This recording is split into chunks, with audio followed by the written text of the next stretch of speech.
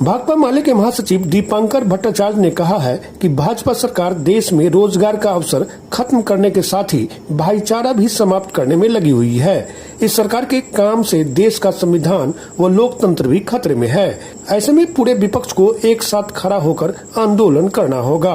वे गुरुवार को समस्तीपुर में पत्रकारों से बात कर रहे थे। उन्होंने कहा कि विपक्ष की ओर से राष्ट्रपति चुनाव में यशवंत सिन्हा को उम्मीदवार बनाया गया है, उनका भाकपा माले समर्थन करेगी। उन्होंने कहा, राष्ट्रपति चुनाव में एक ओर विपक्ष के साझा प्रत्याशी के रूप में यशवंत सिन्हा और दूसरी ओर द्रौपदी मुर्मू है। द्रौपदी मुर्मू जब झारखंड में राज्यपाल थी तो उस समय रघुवर दास की सरकार थी। झारखंड के लोगों ने रघुवर दास के खिलाफ लड़ा और उस सरकार की छुट्टी कर दी।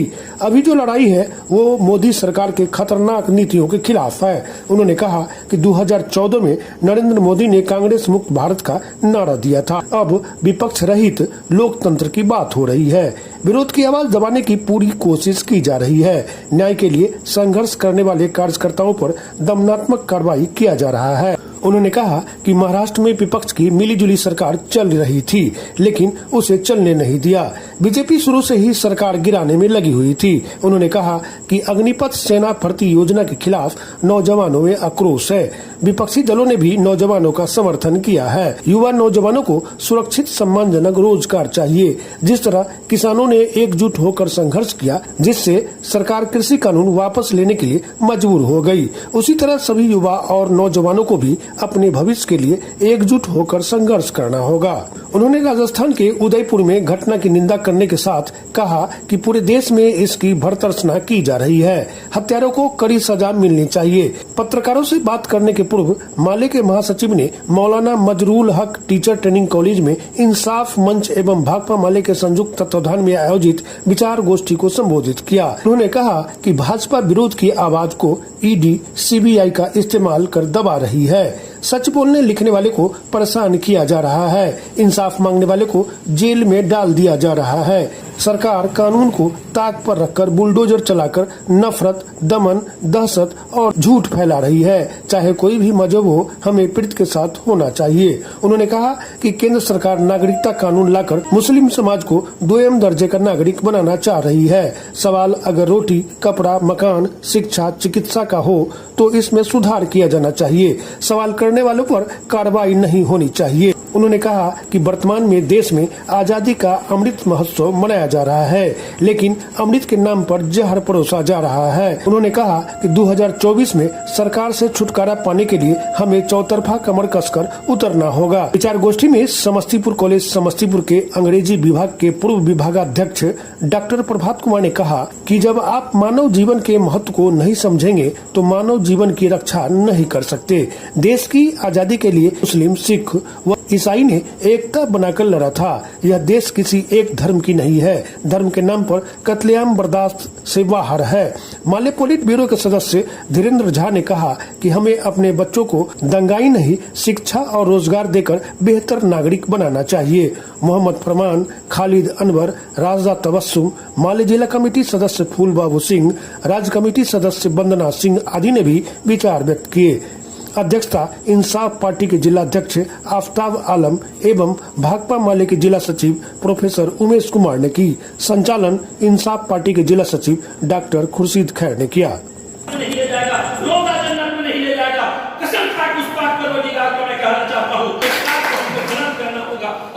तभी होगा कि अपने जान माल की कुर्बानी अपने भाइयों के लिए करना होगा।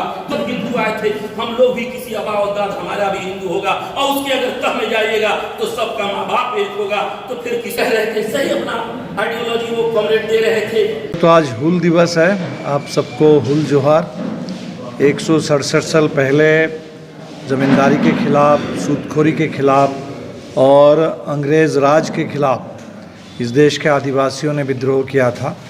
तो आज भी सिद्धो कान्हो, चांद भैरव, जानो फूलो, उनका वो जो महान विद्रोह है, उस परंपरा को आज भी हिंदुस्तान के आदिवासी और किसान आगे बढ़ा रहे हैं। जल जंगल ज़मीन पर जो आज कॉरपोरेट कब्जा की कोशिश है, इसके खिलाफ जल जंगल ज़मीन पर इस देश की आवाम का अधिकार, इसके लिए लड़ाई जारी है। अभी महाराष्ट्र में आपने देखा कि विपक्ष की एक सरकार थी, भारतीय जनता पार्टी के खिलाफ शिवसेना, कांग्रेस और एनसीपी की मिलीजुली सरकार चल रही थी।